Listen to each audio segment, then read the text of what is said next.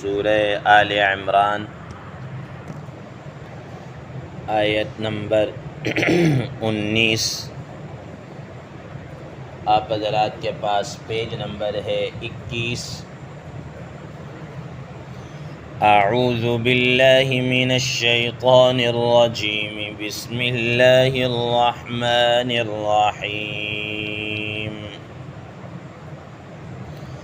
ان الدین عند اللہ الاسلام وما اختلف الذين اوتوا الكتاب الا من بعد ما جاءهم العلم بغيا بينهم ومن يكفر بآيات الله فإن الله سريع الحساب۔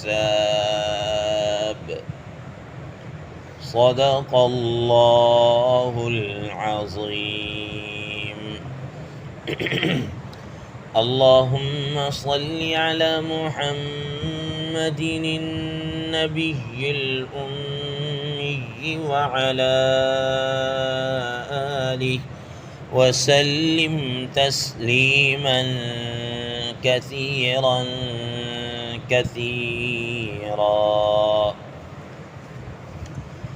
محترم سامعین کرام، اس آیت مبارکہ کا ترجمہ اللہ تبارک و تعالی ارشاد فرماتے ہیں، ان الدین عند اللہ الاسلام، یقیناً دین یا بے شک دین اللہ تبارک و تعالی کے ہاں اسلام ہی ہے، یعنی پسندیدہ اور مقبول وہ اسلام ہی ہے۔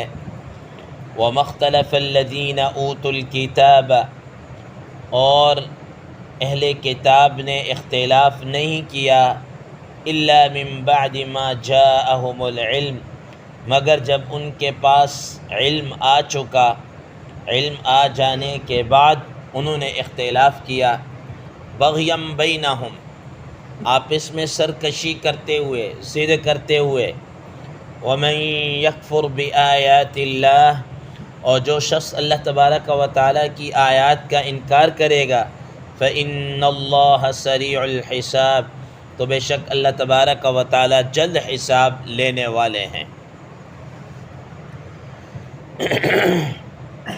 محترم سامعین کرام، ما قبل کی آیات میں آپ حضرات کے سامنے اللہ تبارک و تعالیٰ کی توحید بھی بیان ہوئی اور ان چیزوں کا بھی تذکرہ آیا کہ جو اللہ تبارک و تعالیٰ کی ناراضگی یا غفلت کا سبب بن سکتے ہیں یا گمراہی کا سبب بن سکتے ہیں، ان چیزوں کا بھی تذکرہ آیا، اور پھر ان چیزوں کا بھی اللہ تبارک و تعالیٰ نے تذکرہ کر دیا کہ تمہیں کن چیزوں کی تلاش کرنی چاہیے، جن چیزوں کی جستجو میں تم رہو اور تمہارے لیے کیا ملے گا۔ ان چیزوں کو بھی بیان کرنے کے بعد اللہ تبارک و تعالیٰ نے آج کی اس زیر دست آیت مبارکہ کے اندر دین اسلام کے متعلق گفتگو کر رہے ہیں۔ فرمایا ان الدین عند اللہ الاسلام، بے شک اللہ تبارک و تعالیٰ کے ہاں پسندیدہ، بہترین اور مختار اور حق جو دین ہے وہ دین اسلام ہے۔ محترم سامعین کرام، یہ جو ہم ترجمہ کر رہے ہیں کہ اللہ تعالیٰ کے ہاں پسندیدہ اور مقبول اور مختار اور حق دین، یہ ترجمہ در حقیقت قرآن مجید کی اس آیت اور دیگر جو آیات ہیں ان کو سامنے رکھتے ہوئے اس کا ترجمہ کیا جا رہا ہے۔ قرآن مجید کی دیگر جو آیت مبارکہ ہیں اسی صورت میں اسی پارے کے بالکل آخر میں جا کر اللہ تبارک و تعالیٰ نے فرمایا وَمَن يَبْتَغِ غَيْرَ الْإِسْلَامِ دِينًا فَلَن يُقْبَلَ مِنْهُ، کہ اس دین اسلام کے علاوہ اگر کوئی شخص کسی اور چیز کو اختیار کرے گا، تلاش کرے گا، کسی اور کو بطور دین کے اپنائے گا، فَلَن يُقْبَلَ مِنْهُ، ہرگز وہ قابل قبول نہیں، بالکل قبول نہیں کیا جائے گا۔ تو اس آیت کو بھی مد نظر رکھتے ہوئے اس آیت کا ترجمہ اس طریقے سے کیا گیا ہے۔ محترم سامعین کرام، اس آیت مبارکہ میں دو لفظ استعمال ہوئے ہیں، ایک ہے دین اور ایک ہے اسلام۔ دین کسے کہتے ہیں، اسلام کیا ہوتا ہے؟ محترم سامعین کرام، دین کے لغوی معنی تو کئی بیان کیے گئے ہیں، جن میں سے ایک معنی طریقہ اور روش کے بھی ہے۔ طریقہ اور روش، اس کا مطلب یہ ہوا کہ یہ دین، یہ وہ طریقہ ہے کہ جو سیدنا حضرت آدم علیہ السلام سے لے کر نبی کریم صلی اللہ تعالیٰ علیہ وسلم تک چلتا ہوا آ رہا ہے، ان تک چلتا ہوا آ رہا ہے۔ اب اگر آپ تھوڑا سا غور کریں تو سیدنا آدم علیہ السلام سے لے کر نبی صلی اللہ علیہ وسلم تک جتنے بھی حضرات انبیاء علیہ السلام آئے، دین ان سب میں مشترکہ رہا ہے۔ وہ کیا ہے؟ مثال کے طور پر کہ اللہ تبارک و تعالیٰ کو وحدہ لا شریک ماننا تمام ادیان کے اندر رہا ہے۔ اپنے اپنے وقت کے نبی کے اوپر ایمان لے کر آنا تمام دینوں کے اندر رہا ہے، مشترکہ بات رہی ہے۔ یوم آخرت پر ایمان لانا تمام ادیان میں مشترکہ رہا ہے، ٹھیک ہے نا۔ آخرت کی تیاری کرنا، جنت و جہنم کو ماننا، اور کیا کہتے ہیں، یوم آخرت قیامت کے دن پر ایمان لانا وغیرہ ذالک، یہ چیزیں ایسی ہیں جو تمام دینوں کے اندر مشترکہ رہی ہیں، تمام دینوں کے اندر مشترکہ رہی ہیں۔ ہاں، یہ البتہ الگ بات ہے کہ جتنے بھی دین کی یہ بنیادی باتیں تو مشترک، لیکن فروعی احکام ہر دین کے اندر مختلف رہے ہیں، ٹھیک ہے۔ اللہ تبارک و تعالیٰ نے اسی کو قرآن مجید میں ارشاد فرمایا کہ ما وصینا بہ ابراہیم، وہ 25ویں پاری کے آیت مبارکہ میں ہے، جس میں اللہ تبارک و تعالیٰ فرمایا کہ وہی دین ہے جو حضرت نوح علیہ السلام اور سب کو ہم نے یہ کیا کیا ہے، عطا کیا ہے۔ تو یہ دین مشترکہ طور کے اوپر کیا ہے، چلتا ہوا آ رہا ہے۔ البتہ فروعی احکام ہر دین کے اندر کچھ نہ کچھ حالات اور واقعات کے اعتبار سے مختلف رہے ہیں۔ مثال کے طور پر ایک وقت تھا شروع کے دنوں کے اندر کہ ایک نکاح کے اندر دو بہنوں کا اکٹھا کرنا، اگر ایٹ اے ٹائم آپ ایک ہی گھر سے دو بہنوں سے نکاح کر لیتے ہیں تو اس وقت اجازت تھی، اس وقت کے دین کے اندر اجازت تھی، کوئی ممنوع نہیں تھا۔ لیکن اس شریعت کے اندر آ کر اللہ تعالیٰ نے کیا کر دیا، منع کر دیا کہ نہیں، تم اس طرح نہیں کر سکتے۔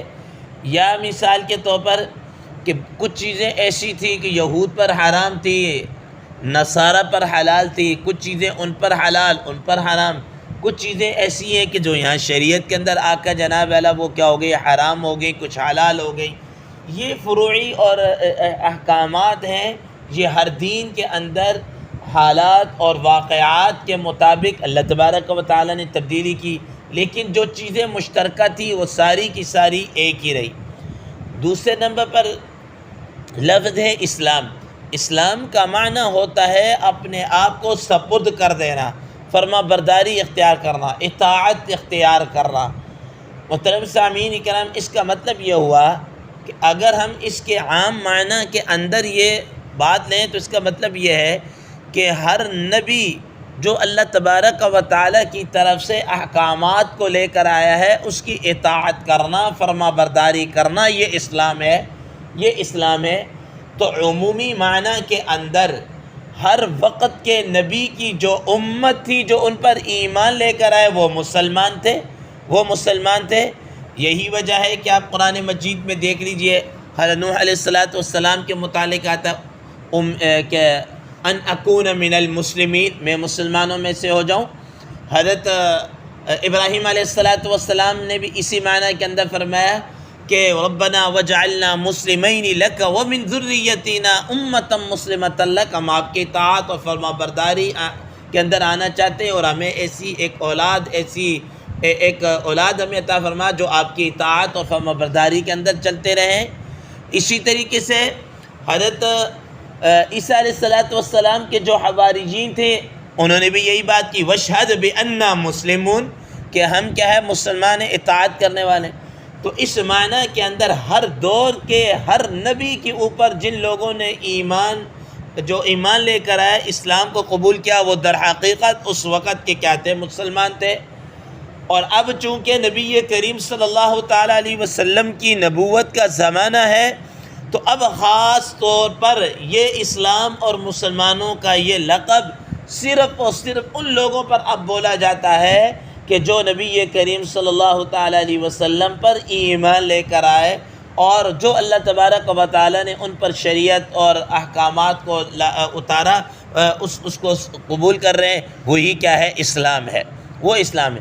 اب مسلمان اسی کو کہا جائے گا جو رسول اللہ صلی اللہ تعالیٰ علیہ وسلم کی ذات اقدس پر ایمان لائے گا، ٹھیک ہے، آپ صلی اللہ علیہ وسلم کی ختم نبوت کو مانے گا۔ محترم سامعین کرام، یہی وجہ ہے کہ حضرات اب فرماتے ہیں کہ بعض لوگوں کا یہ جو سوچ ہے، یہ جو نظریہ ہے کہ جتنے بھی ادیان ہیں، چاہے وہ صابی ہو، چاہے وہ نصارہ ہو، چاہے وہ یہودی ہو، چاہے وہ بت پرست ہو یا کوئی بھی ہو، یہ سارے کے سارے مسلمان ہیں اور یہ سارے کے سارے کسی نہ کسی شکل کے اندر اسی اسلام کو اپنائے ہوئے ہیں۔ ہرگز ایسا نہیں ہے، ہرگز ایسا نہیں ہے۔ اب مسلمان وہی ہوگا جو رسول اللہ صلی اللہ تعالیٰ علیہ وسلم کی ذات اقدس پر ایمان لے کر آئے گا۔ تو اسی کے متعلق فرمایا ان الدین عند اللہ الاسلام، کہ اللہ تبارک و تعالیٰ فرمایا اب اللہ تعالیٰ کے ہاں اگر دین قابل قبول ہے، کوئی پسندیدہ اور مختار ہے تو وہ دین اسلام ہی ہے۔ فرمایا وَمَا اخْتَلَفَ الَّذِينَ أُوتُوا الْكِتَابَ إِلَّا مِن بَعْدِ مَا جَاءَهُمُ الْعِلْمُ بَغْيًا بَيْنَهُمْ۔ اب اللہ تبارک و تعالیٰ فرما رہے ہیں کہ یہ جو اہل کتاب ہے، خاص طور پر یہود اور نصارہ، یہ انہوں نے جو اختلاف کیا ہے، جب ان کے پاس علم آ چکا، حق بات آ چکی، اس حق بات کے آ جانے کے بعد انہوں نے کیا کیا؟ اختلاف کیا ہے، اور اس اختلاف کا مبنی اور بنیاد کیا ہے؟ بغیم بینہم، وہ سرکشی ہے، وہ ضد ہے، وہ عناد ہے، ٹھیک ہے۔ ورنہ وہ رسول اللہ صلی اللہ تعالیٰ علیہ وسلم کے متعلق انہوں نے جو اپنی کتابوں کے اندر پڑھا، یہ سارے کا سارا جناب اعلیٰ وہ نشانیاں نبی صلی اللہ علیہ وسلم کے اندر پاتے تھے۔ خود قرآن مجید اس بات کی گواہی دے رہا ہے یعرفونہ کما یعرفون ابناءہم، وہ رسول اللہ صلی اللہ علیہ وسلم کو ایسا پہچانتے تھے جیسے اپنی اولادوں کو، اپنے بیٹوں کو بندہ پہچانتا ہے، ٹھیک ہے۔ لیکن نبی صلی اللہ علیہ وسلم کو اتنی پہچان کے باوجود بھی انہوں نے کیا کیا ہے؟ نہیں مانا۔ حضرات مفسرین کرام رحمہ اللہ فرماتے ہیں کہ چونکہ اس صورت کا جو بیک گراؤنڈ ہے وہ در حقیقت وہ نجران کا جو وفد آیا تھا عیسائیوں کا، اصل تو بیک گراؤنڈ اسی کی چل رہی، انہیں میں بہت ساری باتیں ہوئی ہیں۔ ان میں نبی صلی اللہ علیہ وسلم ان سے فرمایا کہ تم اسلام کیوں نہیں لے کر آتے؟ ان وفد سے یہ بات کہی تو انہوں نے کہا ہم اسلام لے کر آتے ہیں، ہم تو مسلمان ہیں، ہم مسلمان ہیں۔ نبی صلی اللہ علیہ وسلم نے فرمایا کہ تم کیسے مسلمان ہو سکتے ہو؟ ٹھیک ہے، تم کیسے مسلمان ہو سکتے ہو کہ تم نے اللہ تبارک و تعالیٰ کے ساتھ دوسروں کو شریک ٹھہرایا ہوا ہے؟ کیا عیسیٰ علیہ السلام کو تم اللہ کا بیٹا یا تین خداؤں میں سے کوئی ایک خدا تم نہیں مان رہے؟ یہ کہاں کا اسلام آ گیا؟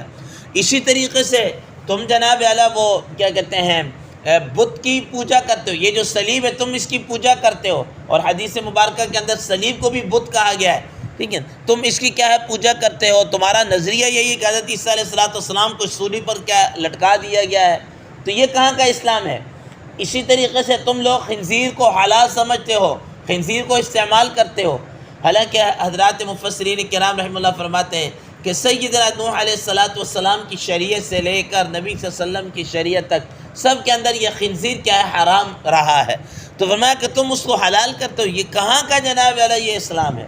ٹھیک، تو اللہ تبارک و تعالیٰ اب اس کے مطابق فرمایا وَمَن يَكْفُرْ بِآيَاتِ اللَّهِ فَإِنَّ اللَّهَ سَرِيعُ الْحِسَابِ، کہ جو لوگ اب اللہ تعالیٰ کی آیات کا انکار کریں گے اللہ تعالیٰ اس کا جلد حساب لینے والے۔ تو فرما دیا کہ یہ لوگ اب اگر حق بات کو نہیں مان رہے، اسلام نہیں لے کر آ رہے، تو ایسی بات نہیں ہے کہ ان کے پاس کوئی علم نہیں ہے یا کچھ چیز ان کے پاس نہیں ہے، سب چیزیں ان کے پاس آ گئی ہیں۔ اس آنے کے باوجود محض ضد کے، عناد کے، بغض کے، حسد کے، یہ نبی صلی اللہ علیہ وسلم پر کیا ہے؟ اب ایمان لے کر نہیں آ رہے۔ ورنہ کوئی بات نہیں ہے، کوئی ایسی وجہ نہیں ہے کہ نبی صلی اللہ علیہ وسلم کی کیا کہتے ہیں نشانیاں یا صلی اللہ علیہ وسلم کے متعلق جو اللہ تبارک و تعالیٰ نے علامات بیان کی وہ ساری کی ساری یہ ان کو پتہ چل گیا، یہی نبی صلی اللہ علیہ وسلم کے اندر ہی ہے۔ لیکن دوسرے نمبر فرماتے ہیں کہ چونکہ ان کا اقتدار تھا، اقتدار کے مالک تھے، عیسائی کئی ملکوں کے اندر جناب ان کی بادشاہ تھی کہ اگر ہم ان کو بادشاہ تسلیم کر لیں گے، ان پر ہماری بادشاہ چلی جائے گی، مدینہ منورہ کے اندر آپ دیکھ لیجئے کہ عبداللہ ابن ابی جو منافق رہا نا، وہ ایک وقت تھا کہ اتنا چالاک اور اتنا تیز تھا کہ مدینہ والے اس کو اپنا بادشاہ اور اپنا حکمران مان لیتے، لیکن جب نبی صلی اللہ تعالیٰ علیہ وسلم تشریف لائے تو اس کا یہ سارا ختم ہو کر رہ گیا، یہ ساری بات ختم ہو کر رہ گئی۔ اب وہ اندر ہی یہ اسی کو پیج و تاب کھا رہا تھا اور غصے کے اندر تھا کہ نبی صلی اللہ علیہ وسلم کے آنے کی وجہ سے میری وہ سردارات اور جو مجھے بادشاہت ملنی تھی وہ کیا ہو گئی، ختم ہو گئی۔ یہی چیز جناب نصارہ اور یہود کے اندر تھی کہ اگر ہم نبی صلی اللہ علیہ وسلم پر ایمان لے گا تو ہماری وہ جو ایک طرح سے چودراہٹ ہے، ہماری وہ جو بادشاہت اور اقتدار ہے، یہ کیا ہو جائے گا، ختم ہو جائے گا۔ تو اللہ تعالیٰ نے فرمایا وَمَن يَكْفُرْ بِآيَاتِ اللَّهِ، جو لوگ اس بات کا انکار کریں گے، اللہ کی آیات کا سب کچھ آنے کے باوجود پھر انکار کریں گے، فَإِنَّ اللَّهَ سَرِيعُ الْحِسَابِ، تو یاد رکھیے گا اللہ تبارک و تعالیٰ کیا ہے، جلد حساب لینے والے۔ اللہ تبارک و تعالیٰ سے دعا ہے اللہ تبارک و تعالیٰ عمل کرنے کی توفیق عطا فرمائے۔ وآخر دعوانا ان الحمد للہ رب العالمین۔